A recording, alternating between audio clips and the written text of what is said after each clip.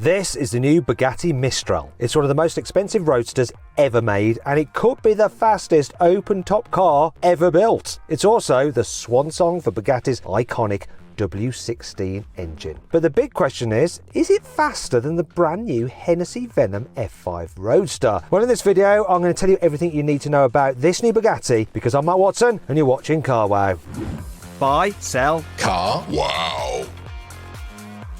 Why is this new Bugatti Mistral a big deal? Well, it's the last road car that Bugatti will ever build that will be powered exclusively by a quad-turbo W16 petrol engine. Matteo Rimac recently confirmed that Bugatti's next-generation hypercars are going to be hybrids. Rimac will be all electric, Bugattis will be hybrid. All future Bugattis that we currently plan will have a combustion engine. And he should know. He's been calling the shots ever since Bugatti and Rimac merged to form a new joint company back in 2021. The Mistral is also really important because it's the first open-top car Bugatti has made since the Veyron Grand Sport Vitesse, and that's 10 years old now. It's hard to believe, but every single car since then has come with a fixed roof. And yes, I'm counting all the special editions like the Chiron Pure Sport, the Super Sport, the Devo, and even the Cento Dieci. Speaking of which, you can think of the Mistral as a compilation of Bugatti's greatest hits from the last decade. The front definitely takes some inspiration from the Devo. The bonnet is a bit smoother and doesn't have the same central vents, but the intakes either side are pretty much identical. The Mistral's horseshoe grille is bigger than the one on the Devo though. Now it's large enough to provide all the air the front radiator needs without needing help from the two outer intakes. This means those intakes can blow all their air through the intercoolers for the car's 4 massive turbochargers, and I'll tell you more about them in a bit. Another big difference is the Mistral's new headlights. The Devo has 2 C-shaped daytime running lights with a strip at the base for the main beams. The Mistral has 4 horizontal bars on each side, a bit like tiny Venetian blinds. Bugatti say they're supposed to reference the car's 4-wheel drive and 4 turbochargers. Now that sounds a little bit like marketing speak to me, but these bars hide vents that blow air into the wheel arches and down the sides of the car to reduce drag, so they do serve a purpose. Don't go thinking this car is all about hardcore aerodynamics like the Supersport 300 Plus or the Devo. There aren't any additional fins and flaps down the side of the Mistral like you get on other Bugattis, for example. It looks much smoother and simpler. It's actually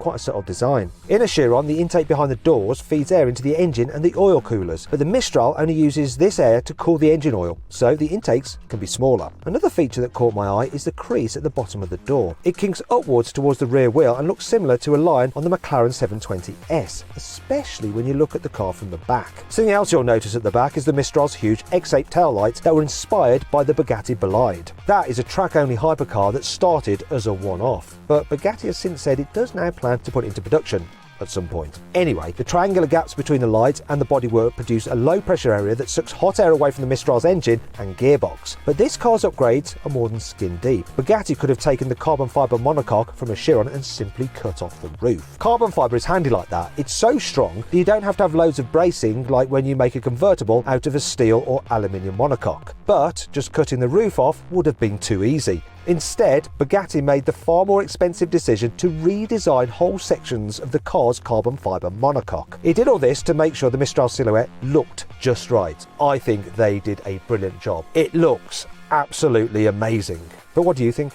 Is this the best looking car Bugatti has ever made, or do you think the Supersport 300 Plus is even cooler? I'll put a pinned comment below so you can actually cast your vote. Anyway, back to the Mistral and its all-important roof, or lack thereof. A big problem with some drop tops is to make sure the protecting roll bars don't look like an afterthought. You can get away with some shiny metal hoops on something like an Audi TT, but that would look tacky on a Bugatti. Most car makers try to integrate these bars into the bodywork, like the ones on the McLaren 765 LT Spider, but that still looks a little bit weird. Bugatti has designed the Mistral in a completely different way, using an idea it developed for the Veyron Grand Sport Vitesse. Rather than have a pair of solid humps behind the seats, Bugatti decided to use the car's air intakes as structural elements to protect the occupants if the car flips on its roof. Each intake is strong enough to support the weight of the entire car. Having the air intakes behind your head also means that you get to fully enjoy the sound of the Mistral's W16 engine. Annoyingly, Bugatti hasn't released any sound clips yet, but it has said that it's essentially the same engine as you get in the Supersport 300 Plus, so it should sound something like this. If you want to see me try and max out a Chiron Supersport on the Autobahn, click on the pop-out banner which should be appearing in the top right hand corner of your screen now. If you can't see it, there's also a link in the description.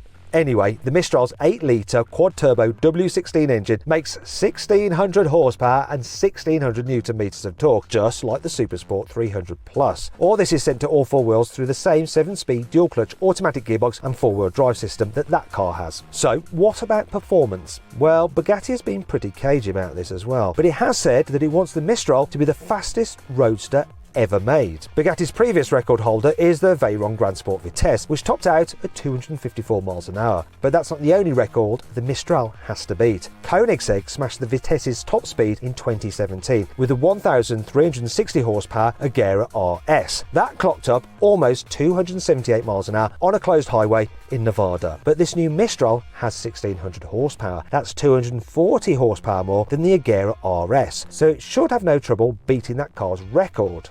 Right? Well, it turns out there is an even bigger problem on the horizon. It's called the Hennessy Venom F5 Roadster. Yes, Hennessy has built a brand new roadster version of its insane Venom F5 coupe hypercar. And not only that, they released it one day before Bugatti launched the new Mistral. Talk about stealing someone's thunder. Anyway, that car is almost mechanically identical to the standard Venom F5 Coupe. They use the same carbon fibre chassis, most of the same body panels, and they have the same 6.6 litre twin-turbo V8 engine. That means it makes 1,817 horsepower and 1,617 Nm of torque. That's 217 more horsepower than the Mistral, and a smidge more torque. Now, if you want to see what that sort of power feels like, click on the pop-out banner, which will be appearing in the top right-hand corner of the screen, or follow the link in the description to watch my full in-depth video review of the Hennessy Venom F5 Coupe. It's one of the most insane cars I've ever driven.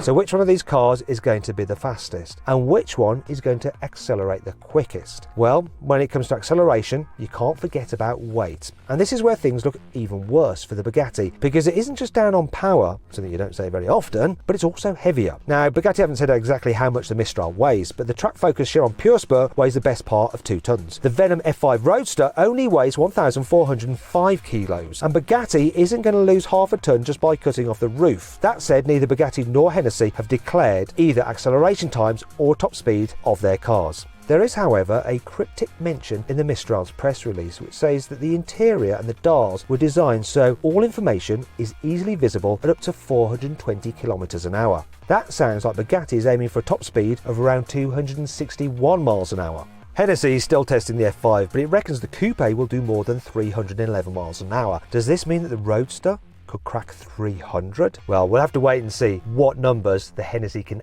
actually deliver. Back to the Bugatti, and there will only be 99 Mistrals built. Well, I say only, that's actually pretty common for a Bugatti. After all, it's only made 60 Pursports, 40 Divos, 30 Supersport 300s, 10 Cento Dieccis, and 1 Voiture Noire.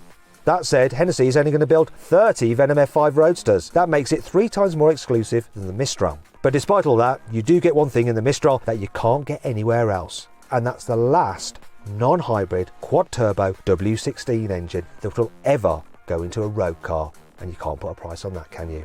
I'm only kidding, of course you can. The new Bugatti Mistral costs the equivalent of £4.2 million, and that's before tax. And just like all Bugatti special editions, the entire production run is already sold out.